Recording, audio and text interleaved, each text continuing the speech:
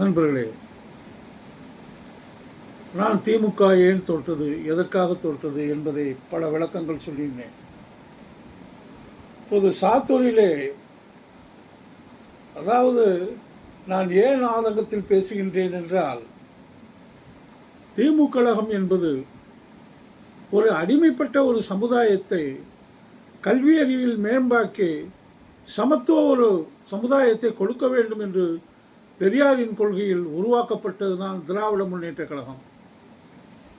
அதில் சுதந்திரத்திற்கு பின் பெருந்தலைவர் காமராஜர் அவர்களால் நமது தமிழகத்திலே கல்வி ஊக்கப்படுத்தப்பட்டு எல்லோருக்கும் கல்வியும் மற்றும் பல திட்டங்களும் தாராளமாக நிறைவேற்றப்பட்டது.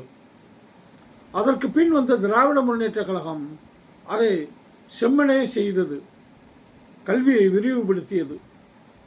அறிஞர் அண்ணா காலத்தில் அதற்கு அடுத்தாற்போல் வந்த கலைஞர் அவர்கள் மிகவும் நேர்த்தியாக அதை கொண்டு சென்றார்.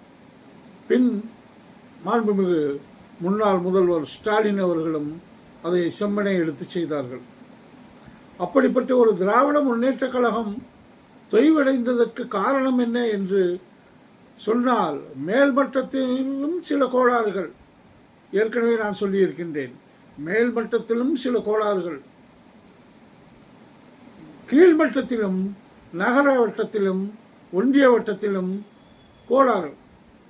ஏன்னா பண்பற்றவர்களை அந்த பதவியில் வைக்க போய், பண்பற்று முரட்டுத்தனமாக நடக்க போய் பல இளைஞர்கள் கட்சியை விட்டு வெளியேறி, அதாவது சொல்லி பார்த்தாங்க, கேட்கலன்னு கட்சியை விட்டு வெளியேறிட்டாங்க.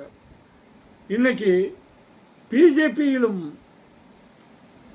பிஜேபியிலும் சரி,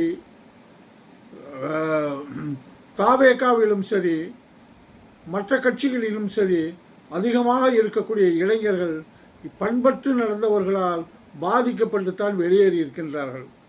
இந்த உண்மையை யாரும் ஒப்புக்கொள்வதில்லை.